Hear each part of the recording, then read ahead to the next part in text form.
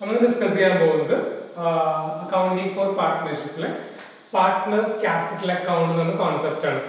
ഓരോ പാർട്ട്നേഴ്സിൽ നിന്ന് ഓരോ ക്യാപിറ്റൽ അക്കൗണ്ട് സ്റ്റാർട്ട് ചെയ്യും. എന്തിനാന്ന് വെച്ച് കഴിഞ്ഞാൽ ആ പാർട്ട്ണർ എത്ര എമൗണ്ട് കൊണ്ടുവരുന്നു, വിഡ്രോ ചെയ്യുന്നുണ്ട്, പാർട്ട്ണർക്ക് സാലറി കൊടുക്കുന്നുണ്ട്, അങ്ങനത്തെ കംപ്ലീറ്റ് ആയിട്ടുള്ള ആ പാർട്ട്ണറെ സംബന്ധിച്ചുള്ള എല്ലാ ട്രാൻസാക്ഷൻസും റെക്കോർഡ് ചെയ്യാൻ വേണ്ടിയാണ് പാർട്ട്നേഴ്സ് ക്യാപിറ്റൽ മെയിൻറ്റെയിൻ ചെയ്യുന്നത്.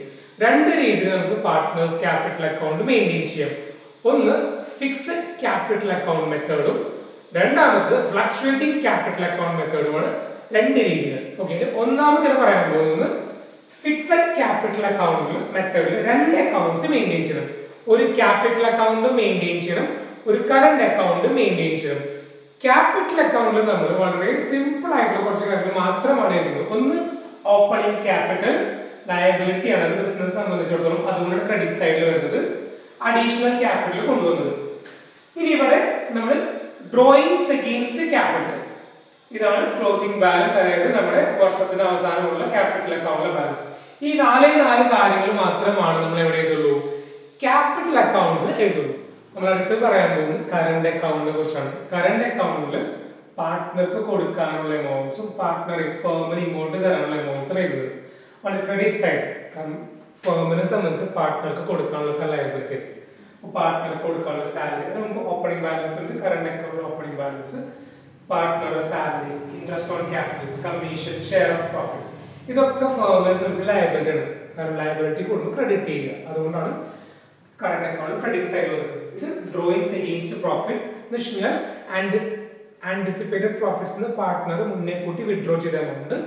ഇൻട്രസ്റ്റ് ഓൺ ഡ്രോയിങ്, അതായത് ഫേമിന് കൊടുക്കേണ്ട ഡ്രോയിങ്സ്. അതുപോലെ ലോസ് ആണെങ്കിൽ ഷെയർ ഓഫ് ലോസ്, ഇതിലേന്ന് പറഞ്ഞ വരുമല്ലോ, ഐദർ ഷെയർ ഓഫ് ലോസ് അല്ലെങ്കിൽ share of profit. Then to balance carried out. അപ്പോൾ എപ്പോഴും ആലോചിക്കുക, ഫിക്സഡ് ക്യാപിറ്റൽ അക്കൗണ്ട് മെത്തേഡാണ് ഫോളോ ചെയ്യുന്നതെങ്കിൽ രണ്ട് അക്കൗണ്ട് വരയ്ക്കണം. ഒരെണ്ണം ക്യാപിറ്റൽ അക്കൗണ്ടും അടുത്തത് കറന്റ് അക്കൗണ്ടും. ക്യാപിറ്റൽ അക്കൗണ്ടിൽ ഓപ്പണിംഗ് ബാലൻസ്, അഡീഷണൽ ക്യാപിറ്റൽ കൊണ്ടുവന്നത്, withdrawal against capital, closing balance. ബാക്കി പാർട്ട്ണർക്ക് കൊടുക്കാനുള്ള എമൗണ്ട്സ് എല്ലാം, പാർട്ട്ണർ ഇങ്ങോട്ട് തരുന്നതെല്ലാം എവിടെ എഴുതണം, നമ്മൾ കറന്റ് അക്കൗണ്ടിൽ എഴുതണം. അപ്പോൾ ഈ രണ്ട് അക്കൗണ്ട് നമ്മൾ ഫിക്സഡ് ക്യാപിറ്റൽ അക്കൗണ്ട് മെത്തേഡിൽ വരയ്ക്കുന്നത്. അടുത്ത് നമ്മൾ പറയാൻ പോകുന്നത് ഫ്ലക്ച്വേറ്റിംഗ് ക്യാപിറ്റൽ അക്കൗണ്ട് മെത്തേഡാണ്. ഫ്ലക്ച്വേറ്റിംഗ് ക്യാപിറ്റൽ അക്കൗണ്ട് മെത്തേഡ് നമ്മൾ നേരത്തെ പറഞ്ഞ ഒറ്റ അക്കൗണ്ട് വരയ്ക്കേണ്ട ആവശ്യമുള്ളൂ. അതായത് ക്യാപിറ്റൽ അക്കൗണ്ടും കറന്റ് അക്കൗണ്ടും കൂടി സംബന്ധിച്ച് ഒറ്റ അക്കൗണ്ട് മാത്രം വരച്ചാൽ മതി.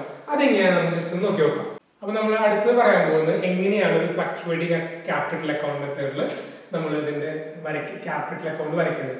ഞാൻ നേരത്തെ പറഞ്ഞ പോലെ ഒറ്റ അക്കൗണ്ടേ വരുള്ളൂ. പാർട്ട്ണർ ക്യാപിറ്റൽ കൊണ്ടുവന്നത്, അഡീഷണൽ ക്യാപിറ്റൽ കൊണ്ടുവരുന്നത്, ക്യാപിറ്റലിൽ നിന്ന് വിഡ്രോ ചെയ്യുന്നത് എല്ലാം ഒറ്റ അക്കൗണ്ടിൽ മാത്രമേ വരുള്ളൂ. അപ്പോൾ ഇത് ഓപ്പണിംഗ് ബാലൻസ് ആണ്. ഓപ്പണിംഗ് ബാലൻസ് അല്ലെങ്കിൽ it can be debit balance അല്ലെങ്കിൽ ക്രെഡിറ്റ് ബാലൻസ് ആവാം. ഓക്കെ, അങ്ങനെ രണ്ട് സൈഡിലും ഓപ്പണിംഗ് ബാലൻസ് എടുക്കുന്നത്. Okay, it can be positive അല്ലെങ്കിൽ നെഗറ്റീവ്, അതാണ് ഉദ്ദേശിക്കുന്നത്. പാർട്ട്ണർക്ക് കൊടുക്കാനുള്ള amount, salary, commission, share of profit, ഇതൊക്കെ ക്രെഡിറ്റ് സൈഡിൽ. കാരണം എന്തുകൊണ്ടാണ്, ഇതൊക്കെ ലയബിലിറ്റി ആണ് ബിസിനസിന്റെ. ഇനി പാർട്ട്ണർ ഇങ്ങോട്ട് തരാനുള്ളത് ഡ്രോയിങ്സ്, അതായത് ഡ്രോയിങ്സ് അഗെയിൻസ്റ്റ് പ്രോഫിറ്റ് അല്ലെങ്കിൽ ഡ്രോയിങ്സ് അഗെയിൻസ്റ്റ് ക്യാപിറ്റൽ.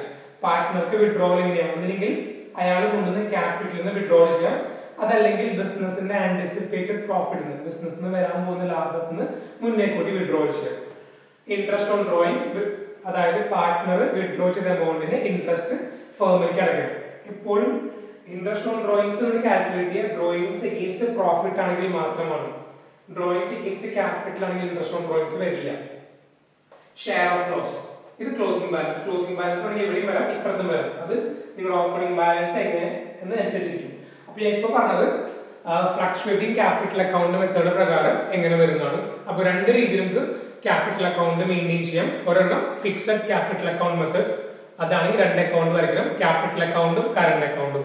അടുത്ത് ഫ്ലക്ച്വേറ്റിംഗ് ക്യാപിറ്റൽ അക്കൗണ്ട് മെത്തേഡ്, രണ്ടും കൂടി ക്ലബ് ഒറ്റ അക്കൗണ്ട് മാത്രം വരച്ചാൽ മതി. അപ്പൊ എന്തിനാണ് ക്യാപിറ്റൽ അക്കൗണ്ട് വരയ്ക്കുന്നത്, ഒരു പാർട്ട്ണർഷിപ്പ് ഫേമില് ഓരോ പാർട്ട്നേഴ്സിന് ഒരുപാട് ട്രാൻസാക്ഷൻസ് നടത്തും. ആ ട്രാൻസാക്ഷൻസ് എല്ലാം കൃത്യമായിട്ട് അക്കൗണ്ടിങ് ചെയ്യാൻ വേണ്ടിയാണ് ക്യാപിറ്റൽ അക്കൗണ്ട് നമ്മൾ പ്രിപ്പയർ ചെയ്യുന്നത്.